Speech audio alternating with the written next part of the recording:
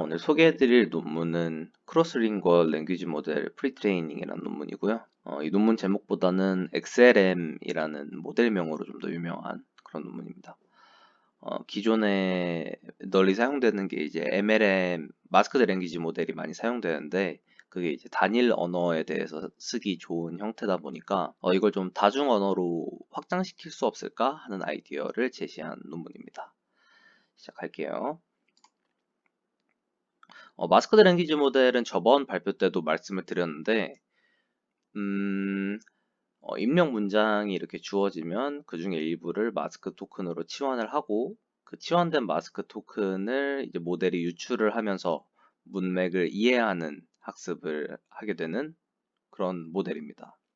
그래서 MLM은 이 한 문장만 있어도 할 수 있잖아요. 그러다 보니까 unsupervised 러닝이 되고, 데이터 인터넷에서 그냥 막 긁어와가지고 그냥 학습을 시키면 성능이 곧이곧대로 올라가기 때문에 고비용이 들게 만든 주범이기도 하죠. 그래서 이 MLM을 기계 번역 같은 데다가 적용할 수는 없나? 라는 생각을 하면은 딱히 방법이 안 떠오르긴 해요. 저 한 단일 언어만으로도 너무 완벽하게 동작하기 때문에. 그리고 심지어 기계 번역은 이렇게 소스 문장이 이렇게 있으면 이것만 가지고도 MLM이 되는데, 근데 기계 번역에서 타겟 문장까지도 모아야 동작시킬 수가 있잖아요. 그래서 MLM이 발전을 하면서 기계 번역은 조금 소외를 받는 듯한 느낌이 조금 있었어요. 근데 진짜 그랬습니다. 이거는 페이퍼스 위 코드라는 사이트인데, 각종 데이터셋에 성능 리더보드가 있는 곳이거든요. 그래서 WMT2014는 옛날부터 쓰여왔기 때문에 그 베이스라인들이 많아서 되게 많이 사용되는 데이터셋인데, 랭크 1위가 트랜스포머 모델이죠. 트랜스포머는 2017년도에 발표된 논문인데, 또 아직도 트랜스포머가 1위라는 건 그만큼 연구가 안 되고 있다는 얘기이기도 해요. 반면에 이제 NLU 쪽을 보면은 가장 유명한 데이터셋이 이제 스쿼드라는 데이터셋이 있거든요. 그거는 2020년도 들어와서도 4월, 5월, 6월 이렇게 막 계속 제출이 되고 있는 상태예요. 기계 번역이 소외받고 있다는 게 마냥 빈말은 아닌 거죠. 그래서 저자들은 MLM을 다중 언어로 확장해보자. 제가 타이틀에서도 말씀드렸듯이 그런 목적을 가지고 이 논문을 만들었습니다. 저자들이 이 논문에 포함한 언어 모델은 세 가지가 있어요. 세 가지가 모두 처음 제안되는 건 아니고요. 그냥 용어를 정의했다고 보시면 될 것 같습니다. 첫 번째로 등장하는 게 커셀 랭귀지 모델링이라는 건데, 저는 커셀 저거 발음하기가 너무 어려워서 그냥 직역하면 인과 언어 모델이 되거든요. 인과 언어 모델을 처음으로 설명을 합니다. 이제 예문을 보시면 갈색 줄무늬를 가진 작고 털이 보송한 아기까지만 봤을 때 다음 단어로 저는 고양이를 선택을 할게요. 그 고양이를 선택한 이유가 있을 거 아니에요? 그 이유가 이제 갈색 줄무늬와 작고 털이 보송한 뭐 이런 이유, 이 고양이란 단어와 앞에 있는 단어가 서로 인과관계를 갖기 때문에 이걸 인과 언어 모델이라고 부릅니다. 실제로 이런 게 쓰이나요? 라고 하면 우리가 이미 쓰고 있는 모델들이 다 웬만해서는 이 CLM을 사용을 하고 있어요. RNN 베이스 모델들이 이제 I를 보고 니드를 만들고 니드를 보고 커피를 만들고 이렇게 동작을 하죠. 리커런트하게. 그래서 이 CLM은 그냥 우리가 일반적으로 사용하는 RNN 베이스 모델이다 생각하시면 되고, 그리고 마스크드 랭귀지 모델은 정말 질리게 들어오셨듯이 아까 봤던 그 아이가 또 나오죠. 문장의 일부를 마스킹으로 치환을 해서 그 치환된 마스크 토큰을 모델이 유추해내는, 그러면서 문맥을 이해하는 그런 모델을 마스크드 랭귀지 모델이라고 불렀습니다. 이 두 CLM과 MLM의 공통점이랄까요? 공통점이라고 하면은 이제 둘 다 언슈퍼바이스드하게 학습이 가능하다는 거예요. 그 장점을 알아두시고, 그리고 이제 마침내 저자들이 제안하는 랭귀지 모델인 트랜슬레이션 랭귀지 모델이 등장합니다. 먼저 그 MLM 방금 설명드린 방금 전 슬라이드에서 보신 그거를 논문에서는 이렇게 표현을 했어요. 토큰 임베딩을 쪽을 보시면 마스크, sit, 마스크 하면서 여기 입력이 들어오고 일부가 마스킹이 되어 있죠. 그리고 모델은 그 마스킹에 들어갈 단어를 유출을 합니다. 이 그림을 베이스로 TLM을 나타내면 아래와 같아요. 이 그림이 저자들이 이 논문에서 제안하는 가장 신선한 아이디어고, 이걸 이해하시면 이번 발표에서 건질 건 크게 없습니다. 이것만 아시면 돼요. 이 포지션 임베딩을 먼저 보실게요. 포지션 임베딩 보시면 0, 1, 2, 3, 4, 5, 그 다음에 다시 0, 1, 2, 3, 4, 5가 되죠. 그 말인즉슨 뭐냐면, 이 번역을 하기 위한 병렬 문장쌍이 있잖아요. 그 두 병렬 문장쌍을 붙여서 처리를 하는 거예요. 무슨 효과가 있느냐? 이제 왼편에 영어 문장을 보실게요. 그러면은 이제 더 마스크 마스크 블루 이렇게 돼 있잖아요. 이 더랑 블루만 가지고 이 가운데 있는 마스크를 유추하는 건 사실 말이 안 되잖아요. 그래서 옆에 붙어 있는 번역된 문장을 보고 이제 마스크 커튼은 마스크였다라는 것에서, 아, 이거 과거형인데다가 커튼 얘기를 하는 거구나를 보고 The curtain were blue라고 채울 수 있게 되는 거죠. 한국어에서도 마찬가지입니다. 한국어에서도 마스크 커튼은 마스크이었다. 이 마스크 부분들을 영어를 보고, 아, 커튼 파란색이네 하고 파란색을 채울 수 있게 되는 거죠. 이 학습을 진행하게 되면은 이 영어를 채울 때 한국어 정보를 활용하고 한국어를 채울 때 영어 정보를 활용하고 이렇게 상호 참조적으로 학습이 되는 게 멋있죠. 저는 이게 굉장히 멋있는 아이디어라고 생각했어요. 이런 식으로 학습을 해서 이 모델이 다 여러 개의 언어를 능숙하게 할 수 있게끔 트레이닝을 시킨다고 보시면 됩니다. 이렇게 훈련시킨 TLM을 가지고 뭘 할 것이냐? 이 크로스 NLI라는 걸 할 거예요. 이 NLI라는 게 사실 조금 생소하실 수 있다고 생각하는데, 내추럴 랭귀지 인퍼런스입니다. 이 인퍼런스는 뭘 추론할 거냐면은, 먼저 가장 유명한 NLI 데이터셋으로 멀티 NLI라는 게 있어요. 영어로만 구축된 데이터셋인데, 이 문장이 맞는 명제인지 혹은 모순됐는지 혹은 그런 명제랑 전혀 상관없는 그냥 중립의 문장인지, 이런 걸 인퍼런스 하는 겁니다. 그걸 인퍼런스 할 수 있다는 것 자체가 문장을 이해한다는 거잖아요. 그래서 NLU 모델들이 휩쓸고 있는 태스크이기도 해요. 이 멀티 NLI라는 영어 데이터셋을 15개 국어로 확장시킨 게 이 저자들이 만든 크로스 NLI라는 데이터셋이거든요. 이 크로스 NLI 데이터셋은 15개 국어로 이루어진 병렬 데이터 쌍에 인퍼런스 라벨까지 붙어 있는 거예요. 그래서 이 저자들은 이 15개 국어 병렬 데이터를 TLM으로 다 학습을 시킨 다음에, 아까 말씀드린 영어 NLI 데이터 있잖아요. 멀티 NLI. 그걸로 파인 튜닝을 합니다. 그러면 얘는 15개 국어를 공부를 하고 영어로 추론하는 법을 배웠어요. 그 다음에 15개 국어로 인퍼런스를 도전하는 거죠. 테스트를 하는 겁니다. 그래서 제로샷 클래시피케이션이라고 얘기를 하고 있어요. 단 한 번도 본 적 없는 프랑스어, 스페인어에 대한 인퍼런스를 하는데 잘 해내죠. 당연히 잘 해내겠죠. 성능이 생각보다 정말 잘 나옵니다.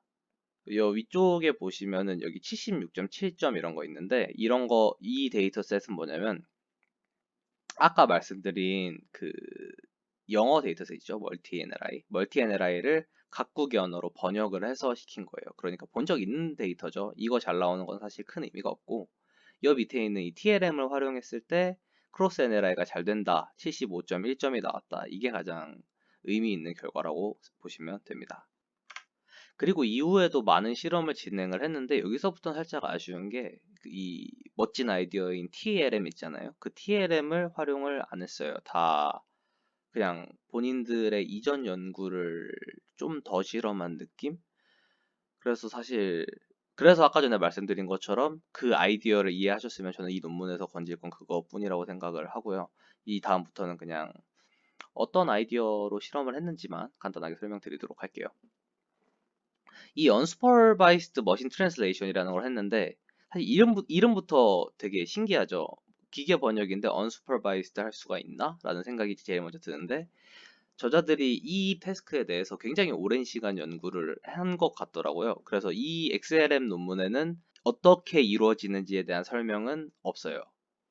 그래서 이전 논문들을 많이 봐야 되는데 저도 아직 보고 있고, 그래서 쉽게 설명을 드릴 수가 없어서 이번 발표에선 그 내용을 다루진 않을 거예요. 대신 그냥 큰 틀만 보시면 이 소스 센텐 여 아래 그림을 보시면 소스 센텐스가 어떤 레이턴트 스페이스로 인코딩이 되죠. 그리고 그 인코딩 된 거를 다시 소스 센텐스로 디코딩하는 이 오토 인코더를 기반으로 동작을 하는 것 같아요. 자세한 내용은 여기 오른편에 적힌 논문에 여기 자세히 나와 있으니까 저기 참고하시면 좋을 것 같습니다. 저자들은 그래서 이 논문에서는 뭘 설명을 하냐면은 이니셜라이즈를 어떻게 했을 때 성능이 좋은가에 대한 걸 실험을 했어요. 기존에 방금 보여드린 논문에서 사용한 방법은 패스트 텍스트로 프리트레인된 저게 그냥 워투백 같은 거잖아요. 패스트 텍스트로 프리트레인된 임베딩을 불러와서 사용하는 방식을 썼거든요.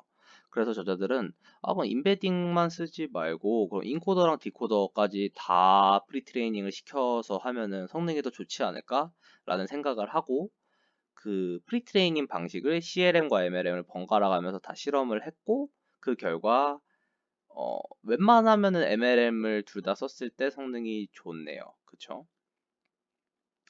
그리고 오른편에 인코더 디코더를 그림을 제가 갖다 놨는데 이 인코더 디코더가 아까 말씀드린 오토 인코더에서의 인코더 디코더일 수도 있어요. 사실 약간 불확실한 부분이라서 잘못됐을 수도 있다는 점을 미리 참고를 부탁을 드리고 unsupervised machine translation은 이렇게 언급이 되고 끝이 납니다. 그리고 unsupervised 하는 거 좋죠. 모노링걸 데이터가 많으니까. 근데 있는 병렬 데이터까지 사실 버릴 필요는 없잖아요. 그래서 저자들이 이 모노링걸 데이터로 프리트레이닝을 시킨 걸 병렬 데이터로 다시 번역을 학습을 시키면 성능이 더 좋지 않겠느냐. 인코더 디코더에 다 웨이트를 준 프리트레인 된 거를 이니셜라이즈 하는 게 좋다는 걸 방금 전에 증명을 했잖아요. 그러니까 이번 실험에서는 그 프리트레인 한 거를 다 줄 거예요. 인코더랑 디코더한테 다 줄 거고 루마니아어를 영어로 번역을 한 케이스 그리고 루마니아어를 영어로 번역한 걸 학습한 모델이 영어에서 루마니아어로 번역하는 것도 학습을 하는 거예요. 그러니까 양방향 번역을 할 수 있는 모델을 만든 거죠. 근데 그거는 보시면 성능 차이가 별로 없습니다. 그리고 양방향 모델을 이제 만들었으니까 사실 백트랜슬레이션을 할 수 있는 조건이 완벽해졌거든요. 그래서 백트랜슬레이션을 적용을 시켰더니 성능이 좋아지고 MLM을 적용을 시켰을 때는 정말 많이 좋아졌다는 게 저자들의 결론입니다.